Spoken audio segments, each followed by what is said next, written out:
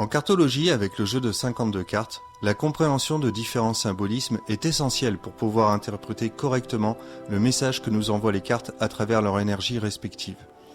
Le but de cette série de vidéos pédagogiques est d'expliquer ces différents symbolismes. Certains proviennent de l'astrologie, d'autres de la numérologie.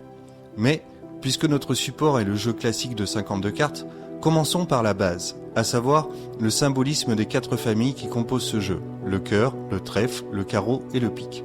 Le symbolisme de ces 4 familles va être expliqué dans un ordre précis, car comme vous le verrez, le temps qui passe est intimement lié au jeu de 52 cartes.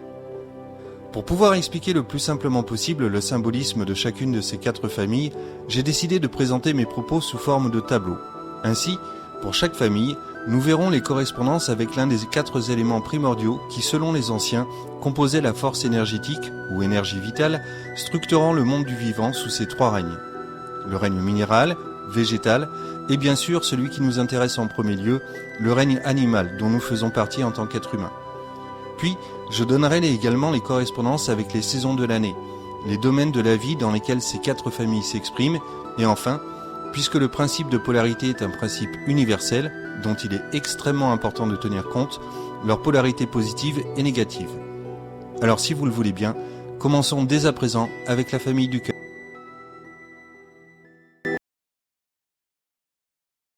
La famille du cœur est liée à l'élément feu, le plus subtil des 4 éléments. Le feu, qui est chaud et sec, entraîne l'action et la passion. Ainsi, la famille du cœur va concerner tout ce qui est susceptible d'être aimé et apprécié, ou son inverse, si on tient compte de la polarité. La saison liée au cœur est le printemps, le moment où la nature renaît, grâce justement au feu du soleil et à sa chaleur. C'est au printemps que les naissances sont les plus nombreuses dans les 3 règnes. Or, ces naissances, cette jeunesse qui s'ouvre à la vie, n'est possible que par l'amour et le désir que provoque l'élément feu. C'est pourquoi la famille du cœur est liée à l'amour, à la passion, aux sentiments affectifs, à l'art et à la beauté sous toutes ses formes. Dans sa polarité positive, la famille du cœur envoie des messages de paix, de bienveillance, d'amour, d'empathie et de compassion. À l'opposé, dans sa polarité négative, le cœur fait naître la jalousie, l'antipathie, l'ingratitude et même la haine ou la colère. Tout naît grâce au feu de l'amour, et c'est notre but à tous que de le connaître. Or, ce n'est pas un domaine facile, car comme vous le savez, le cœur a ses raisons que la raison ignore. Et en parlant de raison, cela nous amène directement à la famille du trèfle.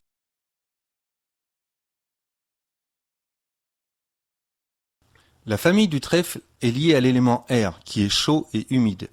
Le trèfle, qui représente la plante qui est la première à pousser pendant l'été et la dernière à partir au début de l'automne, va donc être en lien avec tout ce qui se passe sur le plan mental. N'oubliez pas qu'Hermès, ou Mercure pour les Romains, était le messager des dieux, celui qui traversait le ciel, donc l'air, pour apporter la connaissance aux humains, ici sur Terre. L'air est lié à l'été donc, à l'adolescence et au début de l'âge adulte, une période où l'on apprend énormément de choses à travers l'école et les études.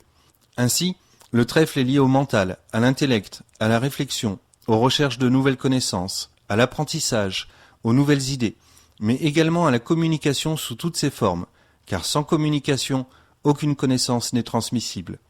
Dans sa polarité positive, le trèfle, poussé par l'énergie de l'air, va conduire aux bonnes idées, aux réflexions justes, à l'envie d'apprendre, d'enseigner et de communiquer le plus justement possible.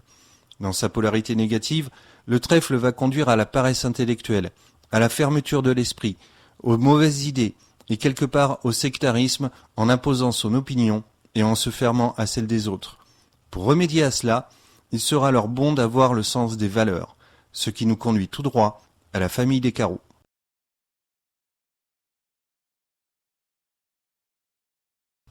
La famille du carreau est liée à l'élément eau qui est froid et humide. Tout comme le feu, son élément opposé, l'eau est directement reliée au sentiment, mais aussi à la mémoire, à l'affectif et à la famille. Or, c'est grâce à la mémoire des événements passés et aux sentiments qu'ils ont générés que nous pouvons construire une échelle de valeurs. Le carreau est donc lié à l'automne et à l'âge adulte, une période très active où nous construisons notre vie et où nous sommes responsables de l'éducation de nos enfants. C'est également une période où, tout comme les arbres perdent leurs feuilles, nous perdons peu à peu notre force en vieillissant. bien que nous disposions encore de notre plein potentiel et du maximum de nos capacités. Ainsi, le carreau est lié aux valeurs, et ces dernières peuvent prendre deux types de formes. Les valeurs financières, bien sûr, avec le travail qui nous apporte la richesse, mais également les biens immobiliers et l'héritage, mais surtout les valeurs morales, qui nous sont indispensables pour structurer une vie juste, équilibrée, et prendre les meilleures décisions possibles. Dans sa polarité positive, le carreau conduit à la bonne morale, à la justice, à l'intégrité, mais également à la réussite professionnelle. Dans sa polarité négative, le carreau conduit à l'égoïsme, au côté vénal des choses, à la pauvreté ou, au contraire, à l'enrichissement immoral au détriment des autres. Ces décisions, qui ne dépendent que de notre libre arbitre, vont nous permettre d'atteindre une certaine sagesse, et cela va nous conduire tout droit vers la famille du pic.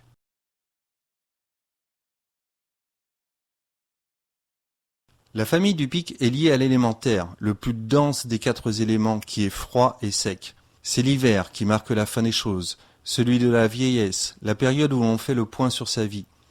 Ici, c'est le côté laborieux qui compte, car l'évolution n'est possible qu'à travers le fait de surmonter les obstacles de la vie.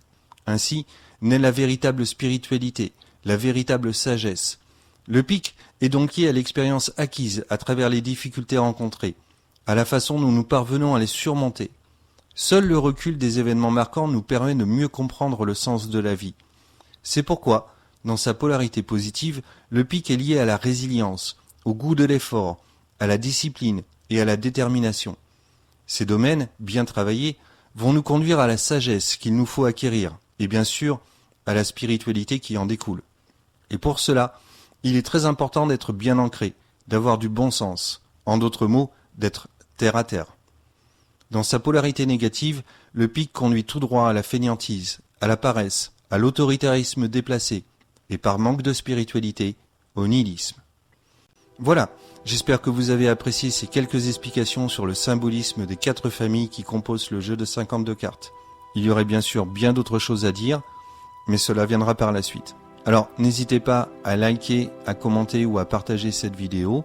N'hésitez pas à vous abonner à la chaîne Un jour une carte et à créer votre compte, c'est totalement gratuit, sur le site Un jour une carte.